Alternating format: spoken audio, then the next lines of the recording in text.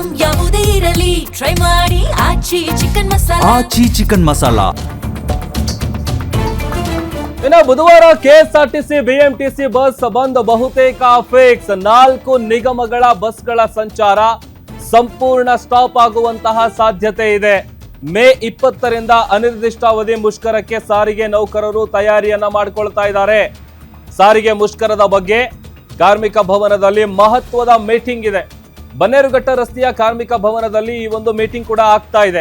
4 ನಿಗಮದ ಎಂಡಿಗಳು, ಸಾರಿಗೆ ನೌಕರರ ಸಂಘಟನೆ ಮುಖಂಡರು ಎಲ್ಲರೂ ಕೂಡ ಈ ಮೀಟಿಂಗ್ ನಲ್ಲಿ ಭಾಗಿಯಾಗಿದ್ದಾರೆ. ಇನ್ನೇನು ಕೆಲವೇ ಕ್ಷಣಗಳಲ್ಲಿ ರಾಜ್ಯಾದ್ಯಂತ ಬಸ್ ಬಂದ್ ಭವಿಷ್ಯ ನಿರ್ಧಾರ ಆಗುತ್ತೆ. ಒಂದ್ ಕಡೆ 25ನೇ ತಾರೀಕು ಮತ್ತೊಂದು ಮೀಟಿಂಗ್ ಏನಿತ್ತಲ್ಲ, ಅದಕ್ಕೆ ನಾವು ಬರಲ್ಲ, ನಾಳೆ ಅಂತ ಹೇಳಿದ್ರು.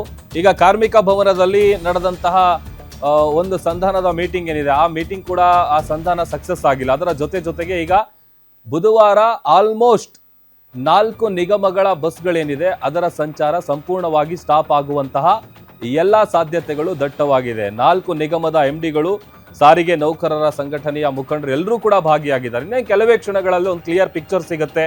ಬಸ್ ಬಂದ್ ಭವಿಷ್ಯ ನಿರ್ಧಾರ ಆಗತ್ತೆ.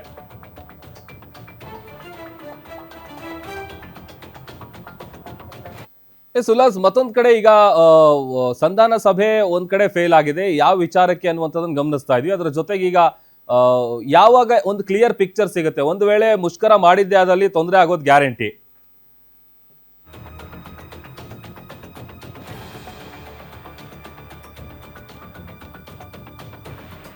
ಓಕೆ, ಬಹುಶಃ ಸಂಪರ್ಕ ಕಡಿತ ಆಗಿದೆ. ಮತ್ತೊಂದು ಕಡೆ ಯಾಕೆ ಮುಷ್ಕರ ಮಾಡೋದಕ್ಕೆ ಮುಂದಾಗಿದ್ದಾರೆ ಅನ್ನುವಂಥ ವಿಚಾರಗಳನ್ನು ಕೂಡ ನಾವು ಗಮನಿಸ್ತಾ ಇದ್ದೀವಿ.